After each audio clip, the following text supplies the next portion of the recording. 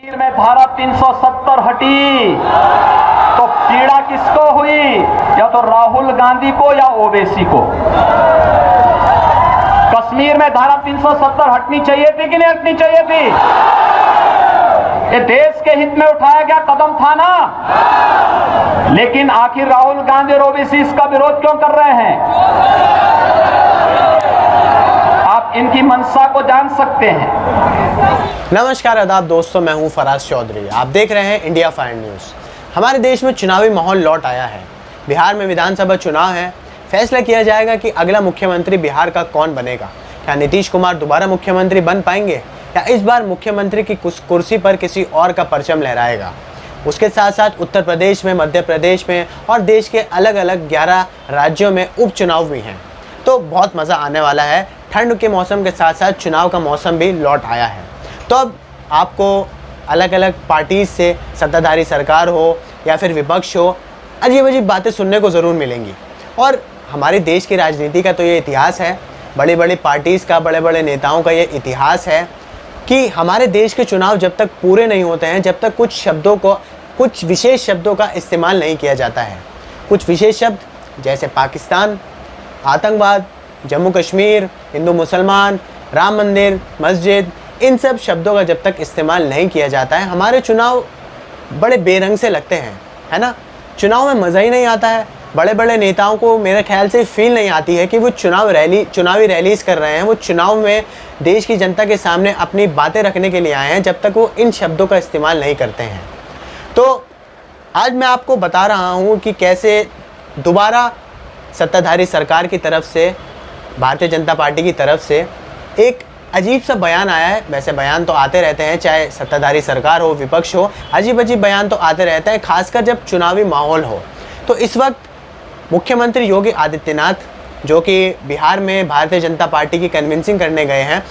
पहली बात तो मैं यहाँ थोड़ा सा कंफ्यूज हो जाता हूँ। मैं क्लियर करना चाहता हूँ कि ऐसा क्यों होता है कि भारतीय जनता पार्टी, जो कि देश की इस वक्त सबसे बड़ी पॉलिटिकल पार्टी है, जिसकी सरकार पूर्ण बहुमत के साथ केंद्र में बैठी है, जिस पार्टी का प्राइम फेस प्रधानमंत्री नरेंद्र मोदी हैं, जिनके इतने सारे फॉलोअर्स हैं पूरी दुनिया में, उस पार्टी को क्यों ज़रूरत पड़ती है कि वो अपने देश के सारे बड़े बड़े नेताओं को इकट्ठा करके उस जगह पर पहुंचा देती है जहां पर चुनाव होता है, कन्विंसिंग करवाने के लिए।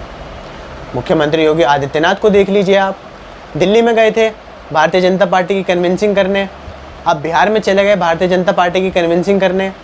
यहाँ मैं इसको गलत नहीं कह रहा हूँ, वो आपकी पार्टी के नेता हैं, मुख्यमंत्री हैं आपकी पार्टी के, आप चाहें तो उन्हें जहाँ चाहें बुला सकते हैं, कन्विंसिंग करवा सकते हैं। मगर यहाँ थोड़ी सी कन्फ्यूजन है कि क्या भारतीय जनता पार्टी अंदर से इतनी कमज़ोर है कि उसे अपने बड़े बड़े नेताओं की ज़रूरत पड़ जाती है कन्विंसिंग करवाने के लिए। क्या सिर्फ प्रधानमंत्री नरेंद्र मोदी अगर कन्विंसिंग करें या गृह मंत्री अमित शाह कन्विंसिंग करें जाकर, तो क्या देश की जनता उनकी नहीं सुनेगी? क्या वो जो एक लहर चली थी, जिसे मोदी लहर कहा गया था 2014 में, वो ख़त्म हो चुकी है बिल्कुल। खैर, दोबारा खबर पर लौट कर आते हैं। तो मुख्यमंत्री योगी आदित्यनाथ कन्विंसिंग कर रहे हैं बिहार में भारतीय जनता पार्टी की। तो उन्होंने एक बयान दिया है कांग्रेस के राहुल गांधी के ऊपर और AIMIM चीफ असदुद्दीन ओवैसी के ऊपर। उन्होंने क्या बयान दिया है, मैं आपको पढ़ के सुनाता हूँ। उन्होंने अपने बयान में कहा कि देश का नौजवान जान रहा है कि देश PM मोदी के ही हाथ में सुरक्षित है। राहुल गांधी और ओवैसी तो पाकिस्तान की तारीफ़ करते हैं। उन्होंने सीधे तौर पर ये कह दिया कि राहुल गांधी और असदुद्दीन ओवैसी पाकिस्तान का समर्थन करते हैं। इसके ऊपर असदुद्दीन ओवैसी ने चुप रहना ज़रूरी नहीं समझा।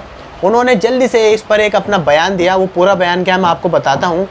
उन्होंने अपने जवाब में कहा, मैं योगी आदित्यनाथ को चुनौती देता हूँ कि अगर वह सच्चे योगी हैं तो 24 घंटे में सबूतों के साथ इस बात को साबित करके दिखाएं कि मेरा पाकिस्तान से कोई रिश्ता है। इससे उनकी हताशा का पता चलता है। क्या वे नहीं जानते कि मैं पाकिस्तान गया था और वहाँ भारतीय लोकतंत्र के बारे में मैंने बात की थी? तो देखिए, ये खबर तो शायद आपको नहीं लगे, मगर ये बयान जो हैं ये तो हमारे देश में पुराने हैं। आए दिन ऐसा होता रहता है, जब एक पार्टी के नेता दूसरे पार्टी के नेताओं को कुछ भी कह देते हैं, जो उनके मन में आता है बस बोल देते हैं, ये नहीं देखा जाता क्या बोल रहे हैं। और देखिए, ये साफ है कि मुख्यमंत्री योगी आदित्यनाथ का इस तरीके का बयान देना चुनावी रैली में, कांग्रेस, राहुल गांधी और असदुद्दीन ओवैसी को पाकिस्तान समर्थक बताना बिल्कुल गलत है, क्योंकि देखिए हर चीज़ की एक लिमिट होती है, एक हद होती है, एक लाइन ऑफ कंट्रोल होती है। आपको उस लाइन के अंदर रहकर सारा काम करना होता है और चुनावी रैलीज़ में भी ये कानून लागू होता है, ये बातें लागू होती हैं।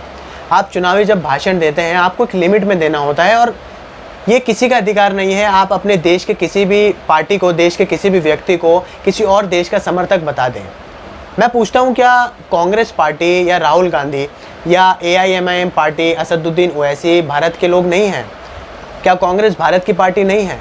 क्या कांग्रेस के जितने भी नेता हैं वो भारत के नेता नहीं, भारत के नागरिक नहीं हैं? AIMIM के जितने भी नेता हैं वो भारत के नागरिक नहीं हैं? या और जितनी भी पार्टी हैं, SP, BSP या खुद भारतीय जनता पार्टी, इन सब के अंदर जितने भी नेता हैं, बड़े बड़े नेता हों या छोटे नेता हों या इनके कार्यकर्ता हों, वो सब भारत के लोग नहीं हैं।